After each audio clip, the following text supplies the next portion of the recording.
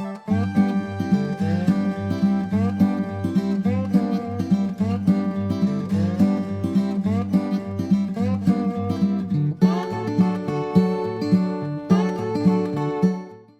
માતાજી મિત્રો, કેમ છો બધા? હું છું વનિતાબેન ગોંડલિયા, રાજકોટથી. મારી યુટ્યુબ ચેનલ વનીની વાનગીમાં તમારું સ્વાગત કરું છું. તો આજે આપણે બનાવવાના છીએ ચોકલેટ બિસ્કિટ કેક. તો આજે મારો બર્થડે છે, તો આજે આપણે એમ થયું કે આપણે આજે ઘરે કેક બનાવીએ, બહારથી નથી લાવીએ એમ. તો આજે આપણે ઘરે કેક બનાવીએ. જો તમને વિડીયો પસંદ આવે તો મારી ચેનલને હજી સુધી સબસ્ક્રાઈબ ન કરી તો સબસ્ક્રાઈબ કરજો, લાઇક કરજો અને વધુમાં વધુ શેર કરજો. તો આપણે ચોકલેટ બિસ્કિટ કેક બનાવવા માટે આપણે અહીંયા જે ચોકલેટ ફ્લેવરના બિસ્કિટ આવે એ આપણે લઈ લેવાના છે. આ રીતે આપણે બિસ્કિટ લઈ લીધા છે. આપણે જે એપી બિસ્કિટ આવે એ લીધા છે. તમે ચોકલેટ ફ્લેવરના ગમે તે બિસ્કિટ લઈ શકો. તો આપણે આ 2 પેકેટ બિસ્કિટ અહીંયા લીધા છે. આપણે એક અહીંયા મોટો વાટકો દૂધનો લીધો છે. આપણે જોઈએ એ પ્રમાણે દૂધ નાખશું. અહીંયા આપણે ડ્રાયફ્રૂટ લઈ લીધા છે. તમારે જે ડ્રાયફ્રૂટ પસંદ હોય એ તમે નાખી શકો. મેં અહીંયા કાજુ ને બદામ 2 જ લીધું છે. આપણે થોડી ખાંડ જોઈશે તો આપણે એમાં ખાંડ લઈ લીધી છે. આ જે આપણે કોકોનો પાવડર આવે એ આપણે 1 પેકેટ લઈ લીધું છે. આપણે જોઈએ એ પ્રમાણે એ નાખશું. અને આ 1 પેકેટ આપણે ઈનો લઈ લીધો છે. જે આપણે આ બ્લુ કાગળમાં આવે એ તે ઈનો આપણે લેવાનો છે. બીજા ફ્લેવરના ઈનો નથી લેવાનો. તો સૌથી પહેલાં આપણે એક મિક્સર જારમાં આપણે આ બિસ્કિટને પાવડર બનાવી નાખવાનો છે. તો આપણે આવી રીતના બિસ્કિટને કટકા કરી નાખીએ.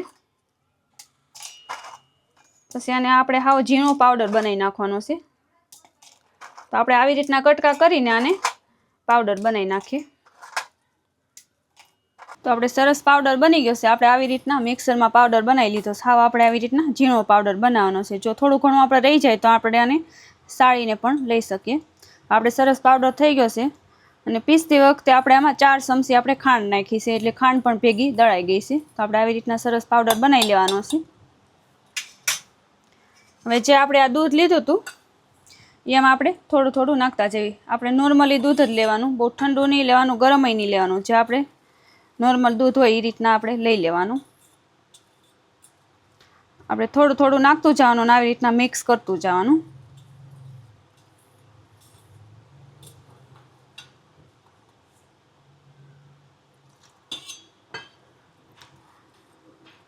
આપણું બેટર બહુ ઢીલું નથી, જે આપણે ધ્યાન રાખવાનું. એટલે આપણે થોડું થોડું દૂધ નાખતું જવાનું, આવી રીતના મિક્સ કરતું જવાનું.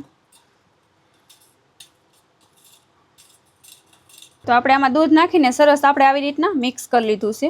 આપણે આવી રીતના એક ધારે પડે એવી રીતના આપણે બનાવવાનું છે. બહુ ઢીલું નહીં, બહુ કઠણ નહીં, આવી રીતના પડવું જોઈએ. એટલે આવી રીતના આપણે સરસ બનાવી લેવાનું છે. તો આપણે આમાં ઈનો નાખવાનો છે. ઈનો નાખ્યા પહેલાં આપણે આ ઢોકળિયામાં કેક બનાવવાની છે. તો એ ગરમ થવા મૂકી દઈ. આપણે આવી રીતના એક ઢોકળિયું લઈ લીધું છે. એમાં આપણે તળી આવી રીતના મીઠું નાખી દેવાનું. તળિયું ઢોકાઈ જાય એવી રીતના આપણે મીઠું થોડુંક નાખી દેવાનું.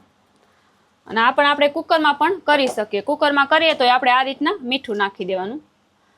આ રીતના નાખીને આપણે ગરમ થવા મૂકી દઈએ. અને આપણે જે આ કાઠો આવે એ રીતના આપણે આ કાઠો લઈ લીધો છે, આ મૂકી દેવી. આની જગ્યાએ તમે કોઈ વાઇટકો કોઈ ડીશ કે ગમે એ આપણે રાખી શકીએ. આપણે અહીં કાઠો લઈ લીધો છે. હવે જે આ કેક પેન આવે તીરનું એ આપણે લઈ લીધું છે. તો આપણે આમાં તેલ લગાવવાનું છે. આ કેક પેન આપણી પાસે ન હોય તો આપણે કોઈ તપેલી તીનની હોય કે સ્ટીલનું કોઈ પણ વાસણ હોય તો આપણે લઈ શકીએ. તો આપણે આ રીતના લઈ લીધું છે તીન પેન. તો આપણે આવી રીતના તેલ લગાવી લેવી.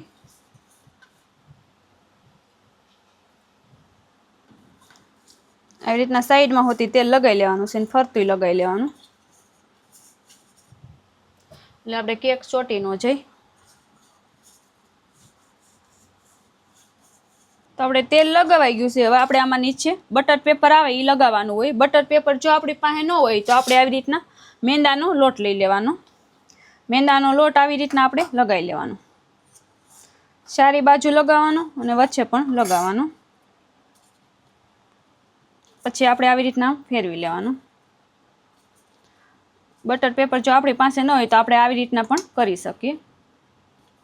તો આપણે આવી રીતના લોટ લગાવાઈ ગયો છે. પછી જે આપણે વધારાનો લોટ હોય એ પાછો આપણે કાઢી લેવાનો. આવી રીતે લોટ ચોટી જાય પછી જે વધ્યો હોય એને આપણે આવી રીતના બહાર કાઢી લેવાનો પાછો. આપણે સરસ આ લગાવાઈ ગયો લોટ. હવે આને આપણે અહીંયા ગરમ થવા મૂકી દઈએ હારે. ગેસ આપણે ચાલુ કરી દીધો છે. હવે આનું આપણે ઢાંકણ થોડી વાર બંધ કરી દઈએ. આપણે આ સીધું જ રાખવાનું, થોડુંક આમાં ત્રાંસું રહેશે. હવે આપણે આને ઢાંકીને મૂકી દઈએ. ગરમ થઈ જાય તો આપણે આમાં દૂધ મિક્સ કરીને આપણે સાઈડમાં રાખ્યું હતું અને વચ્ચે આપણે ઢોકળિયું મૂકી દીધું. હવે આપણે આમાં ઈનો મિક્સ કરી લઈએ. ઈનો મિક્સ કર્યા પછી આપણે ફટાફટ કેક બનવા મૂકી દેવાની. પછી જાજો ટાઈમ આપણે રાખવાનો નહીં. આપણે 1 પેકેટ આપણે ઈનો નાખી દીધો છે. હવે એના ઉપર આપણે થોડું દૂધ નાખી દઈએ.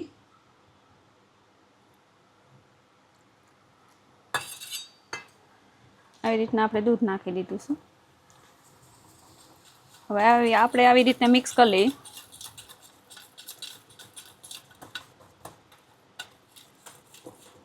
તો આપણે ઈનો સરસ મિક્સ થઈ ગયો છે આપણે આમાં. હવે આપણે આને ઢોકળિયું પણ આપણે સરસ ગરમ થઈ ગયું છે. હવે આપણે જોઈ લઈએ. હવે આપણે આમાં રાખી દેવાનું છે.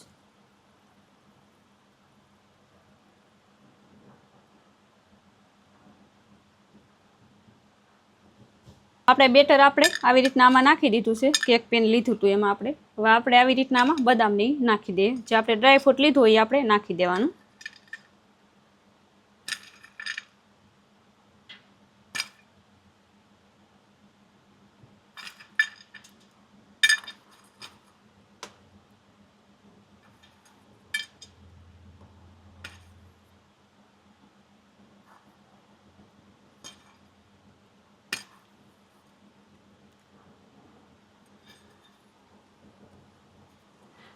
હવે આપણે આને ઢાંકીને મૂકી દઈએ. હવે આને આપણે 30 થી 35 મિનિટ જેવું આપણે રહેવા દેવાનું છે. ગેસની ફ્લેમ બહુ ધીમી નહીં, બહુ ફાસ્ટ નહીં, મીડિયમ સાઈડની રાખીને 30 થી 35 મિનિટ માટે આપણે રહેવા દઈએ. તો હવે આપણે 30 થી 35 મિનિટ માટે આપણે કેકને સડવા મૂકી દીધી હતી. હવે આપણે 30 થી 35 મિનિટ થઈ ગઈ છે તો હવે આપણે ચેક કરી લેવી.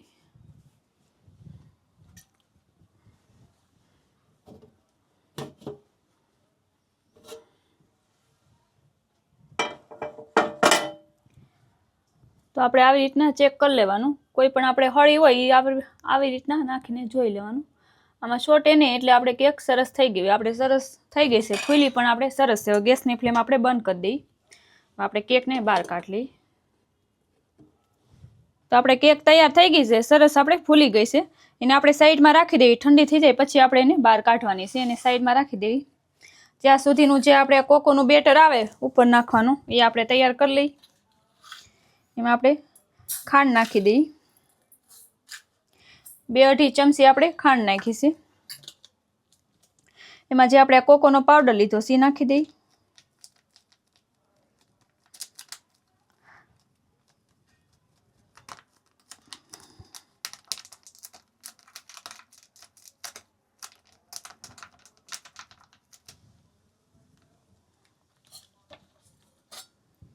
હવે આપણે એમાં પાણી નાખી દઈએ.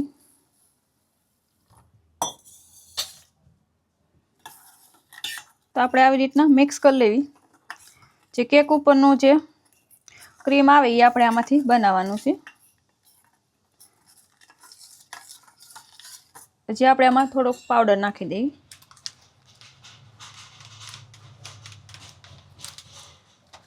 થોડુંક પાણી નાખી દઈએ. આપણે આવી રીતના મિક્સ કરી લેવાનું બધું. તો આપણે આવી રીતના ખાંડ અને પાવડર અને પાણી ત્રણેય વસ્તુ નાખીને આપણે આવી રીતના મિક્સ કરી લેવાનું છે. હવે આને આપણે ગેસ ચાલુ કરી દઈએ.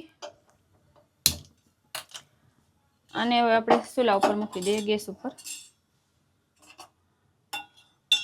અને ઉકળી જાય ત્યાં સુધી આપણે રહેવા દેવાનું છે. ઘાટું થઈ જાય ત્યાં સુધી આપણે રહેવા દઈએ. આવી રીતના આપણે હલાવતા રહીએ. ત્યાં સુધીમાં આપણે કેક પણ ઠંડી થઈ જાય. અને આ કેક જો આપણે કુકરમાં બનાવ્યું હોય તો કુકરની જે વિસલ હોય એ આપણે કાઢી લેવાની. અને નીચે મીઠું પાથરીને આપણે આવી રીતના જે ઢોકળિયામાં કરી એવી રીતના આપણે કરી લેવાનું. તો આપણે આવી રીતના જે મિક્સ કર્યું તો પાવડર ને ખાંડ ને બધું, તો આપણે આવી રીતના રહેવા દીધું છે. 5 થી 7 મિનિટ જેવું થયું છે. આપણે આવી રીતના ઘાટું થઈ જાય પછી ગેસ બંધ કરવાનો. આવી રીતના ઉકળવા દેવાનું છે. ફૂલ આવી રીતના ઉકળી જાય એટલે સરસ ઘાટું થઈ જાય. પછી આપણે 1-2 મિનિટ જેવું રહેવા દઈએ એટલે ઘાટું થઈ જાય. તો આપણે આવી રીતના સરસ આ ઘાટું થઈ ગયું છે. તો આપણે ગેસ બંધ કરી દઈએ. તો આપણે ગેસ બંધ કરી દીધો છે. હવે આપણે કેક છે એ ઠરી ગઈ છે. હવે આપણે કેક છે એ સરસ ઉઠલી જાય. ગરમ હોય ત્યારે આપણે ઉઠલે નહીં. 5 થી 10 મિનિટ માટે આપણે ઠંડી થવા દેવાની. પછી આપણે આવી રીતના ફરતું સાકો ફેરવી લેવાનું.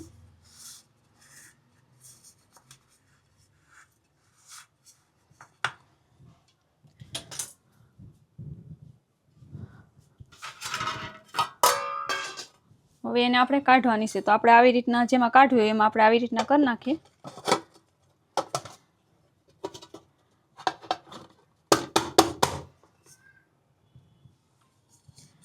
તો આપણે સરસ કેક ઉઠલી ગઈ છે. હવે આપણે જેમાં રાખવી હોય સતી એમાં આપણે આવી રીતના રાખી દેવાની. તો આપણે કેક સરસ બની ગઈ છે. એકદમ પોચી પણ થઈ છે અને ઉઠલી પણ જાય છે. સરસથી ઉઠલી જાય. આવી રીતના આપણે કરશું ને એટલે. હવે જે આપણે આ બનાવ્યું છે ઉપર જેનું ક્રીમ નાખવાનું આવે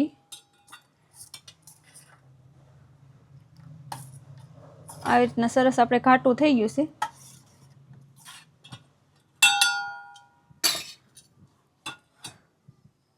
તો એને આપણે આવી રીતે કેક ઉપર નાખી દઈએ.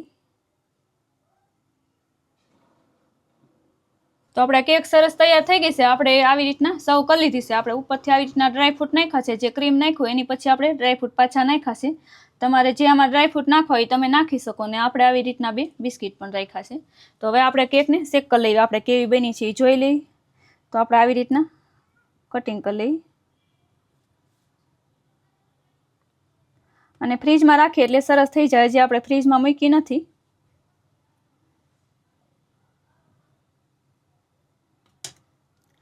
એકદમ પોચી પણ બની છે અને સરસ બની છે આપણે કેક. તો જરૂર એકવાર તમે ટ્રાય કરજો ઘરે અને કમેન્ટમાં જણાવજો કે તમારે કેવી બની. તો આ કેક છે એ ખાવામાં પણ એકદમ સોફ્ટ બને છે અને સ્વાદિષ્ટ પણ એટલી થાય છે. જો આપણે બહારથી કેક લાવતા હોય તો આપણે બાળકોને ઓછી દેવી, કેમ કે નડતી હોય એટલે. આપણે ઘરે બનાવશું તો આ પણ બાળકોને પણ નહીં નડે ને બધાને ખૂબ જ ભાવશે આ કેક એમ. તો તમને મારી આ ચોકલેટ બિસ્કિટ કેકની રેસીપી કેવી લાગી મને કમેન્ટમાં જણાવજો ને જરૂર એકવાર તમે ટ્રાય કરજો. અને મારી ચેનલને હજી સુધી સબસ્ક્રાઈબ ન કરી તો સબસ્ક્રાઈબ કરજો, લાઇક કરજો અને વધુમાં વધુ શેર કરજો. અને બેલ આઇકન દબાવવાનું ભૂલતા નહીં, જેથી કરીને મારા આવનારા વિડીયોનું નોટિફિકેશન સૌથી પહેલાં તમને મળે.